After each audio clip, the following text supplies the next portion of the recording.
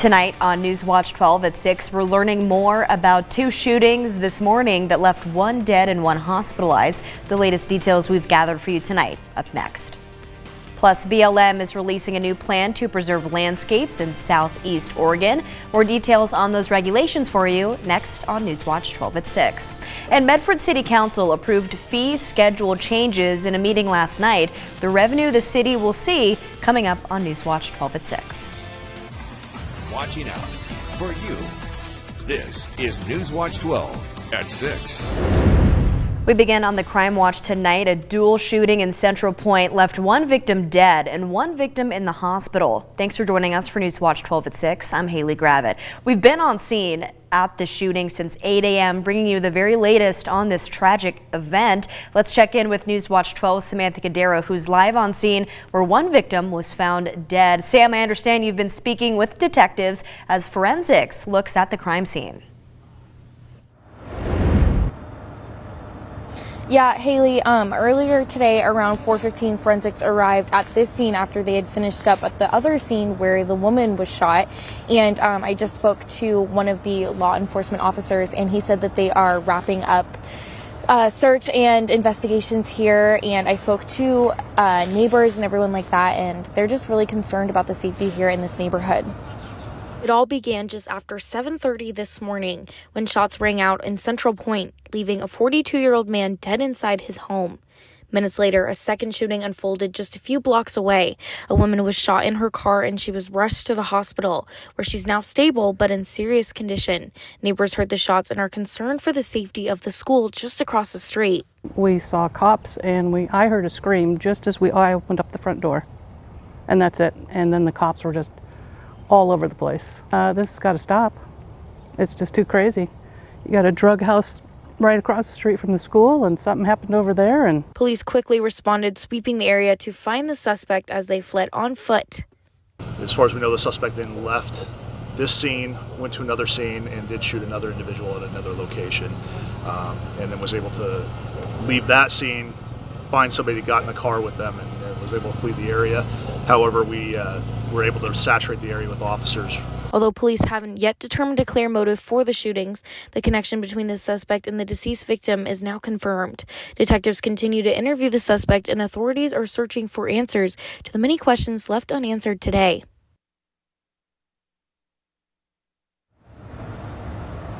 And as any more information comes through about a motive or anything else about this investigation, NewsWatch 12 will be sure to bring that to you. But for now, reporting live in Central Point, Samantha Cadera, NewsWatch 12. Sam, thank you. Also in Klamath County, 2 people are dead after a car accident on Highway 97. The crash happened near milepost 228. Gurvinder Singh was driving northbound in a white Cascadia Freightliner when he lost control due to ice on the road. He then crossed into the southbound lane, then jackknifed, causing the tractor to collide with the trailer. A car driving southbound then went under the Freightliner, which caused severe damage to the car and killed both people inside. Leonidas Mendoza and his passenger were found dead at the scene. Let's check in with NewsWatch 12 Chief Meteorologist Matt Hoffman, where we saw a really lovely day today, Matt, but it's getting quite cold outside already. Yeah, temperatures are chilling down, and the good news is it's not going to be as cold as what we've seen some of the last few nights, just because we will continue to see some of these clouds streaming into the region. They've been mainly high clouds, but some more mid to upper level clouds will start to work in overnight and then into tomorrow. Currently 55 degrees in Medford. Those temperatures starting to tumble. 44 in Klamath Falls, it's 46 in Montague, and 49 degrees in Brookings. This evening in the Rogue Valley, look for some more clouds to work in through the evening. Temperatures falling into the middle 40s by about 11, and then tonight down to 39 in Medford and Grants Pass, 28 degrees in Klamath Falls, will fall to about 45 in Brookings. Now tomorrow, We'll see a lot of clouds overall, but we do look to stay dry through the daytime hours. Temperature still pretty mild, but not as warm as the last couple of days have been for us. And tracking the potential for showers starting along the coast into Saturday evening, and then some inland showers will be possible as well. Tomorrow up to 62 in Medford, 56 in Klamath Falls. Again, temperatures running just a bit above average. We'll talk more about rain chances for this weekend and a pretty potent storm system we're watching for the start of next week for Veterans Day. That's coming up in just a bit. Haley. Thank you, Matt. In continuing coverage tonight, Oregon House Republican leader Jeff Hellrich releasing a statement today condemning a video released by a University of Oregon official. NewsWatch 12 showed you that video yesterday of the school's Greek life administrator Leo Serrato telling Trump supporters to jump off of a bridge. Hellrich said that threats after the election are unacceptable and thanked the school for putting him on leave. He said, quote, all Oregonians should know that threats made against them because of their vote will not be tolerated, end quote. And in your Voice Your Vote coverage tonight, Oregon's Attorney General issuing a statement today saying her successor, Dan Rayfield, will protect Oregonians from federal outreach from the incoming Trump administration. She said she and several colleagues successfully challenged the Trump administration during his first term and says she has confidence that her successor will, quote, push back against violations of law that threaten the rights and undermine the values of Oregonians, end quote. And over in California, Governor Gavin Newsom ordering a special session of the legislature following President-elect Donald Trump's landslide victory over Kamala Harris. Newsom says this special session of the legislature will be on December 2nd, and it will be focusing on safeguarding California's laws and policies during Trump's second term. He said that he wants the state's DOJ to defend itself against federal lawsuits that undermine California's laws. More information can be found on our website, kdrv.com. And over in Lake County, the Bureau of Land Management has released a draft of its resource management plan for 3 million acres of public land across Lake and Harney counties. The amendment aims to preserve the natural landscapes. The plan limits cross-country off-highway vehicle use to about 70,000 acres in the Christmas Valley sand dunes. Vehicles will also only be allowed on designated routes in the area. They will have a protest period until December 9th. On to Jackson County tonight. Medford City Council approving fee schedule changes in a meeting last night. The changes will go into effect in the new year. Medford estimates that the fee changes will bring in over $1.7 million in additional revenue across several city departments. The biggest gain is a projected $900,000 for the city's general fund. This will come from business license fee increases. The fee changes pass with a 6-1 vote. I appreciate all the hard work on the fee schedule, but since there are increases, just to maintain my promises, I'll be voting no today. The average Medford citizen won't be paying most of these fees. For example, building permit fees or fleet service fees.